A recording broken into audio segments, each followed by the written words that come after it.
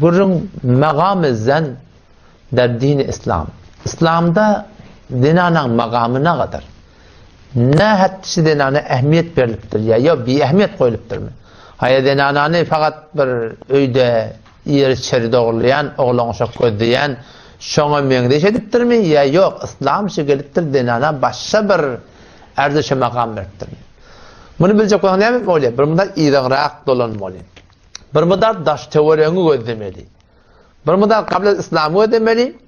We ba'da İslamda şuwatçy bolup duran ýagdaýlar musulmandygyny gözlemeli. Qabla İslam yani şu rogaga ki kafirler üstünden malahim. Şu meselenin üstüne orta okmanı musulmandygyny bir hiç onman yani hakikatten burada bolsa bu ýez hakikat ne borda diye hakikatten on buruna iti kakmaptır musulmandygyny.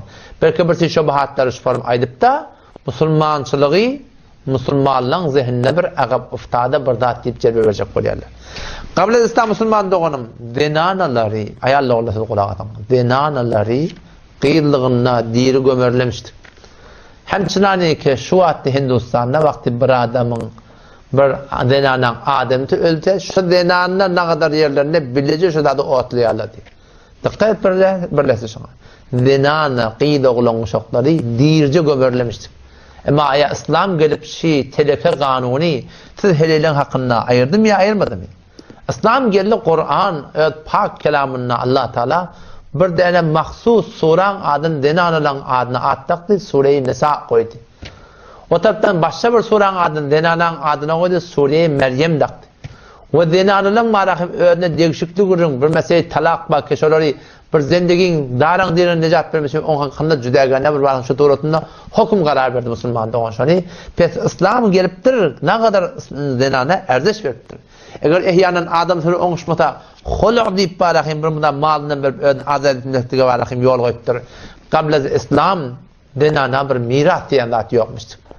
Halbuki Kur'an gelipdir welin nisa'i nasibun mimma tarakal walidani wal aqrabun denanalan da hisseti ba eneň atanyň barahim goý ödünden goýup giden zady. Denanalara qabla İslam miras berilirmişik. Miras berilmirmişik.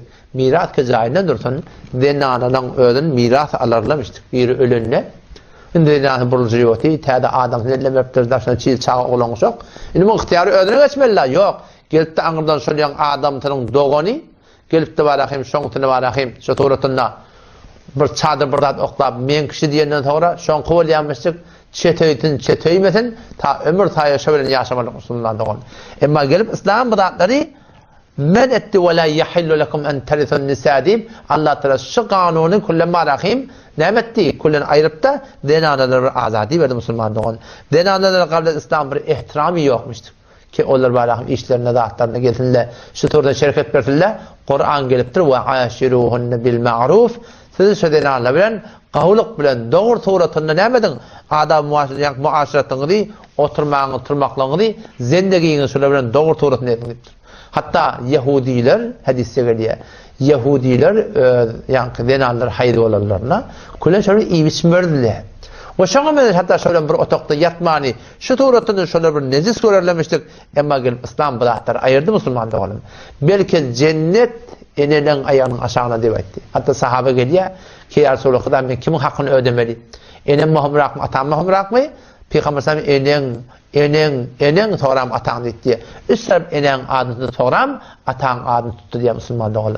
İslam gelipdir denanalara çyndan erzeş beripdir. Ondan sonra da bäres gödäňde Peygamber Huda aleyhisselam'ın neslini Allah Teala şoň qiyinliň üstünden denanalar üstünden nämetdi hem denanalar üstünden gelip şu ümmetde barahim jari edip ahirde da Hazreti Mehdi radıyallahu anh şol Peygamber Huda aleyhisselam'ın qiyinliň barahim neslinden boljak. Ondan sonra bir zat İslam gelipdir erka adamlar denanalara hytmatçy edipdir. Ve bima anfaqu min amwalihim doğru erkekler öýde bir sazman derekli bir hanamadan bir edaret etmek gerekli bir hanamadan bir riyasetini erka adam veripdir.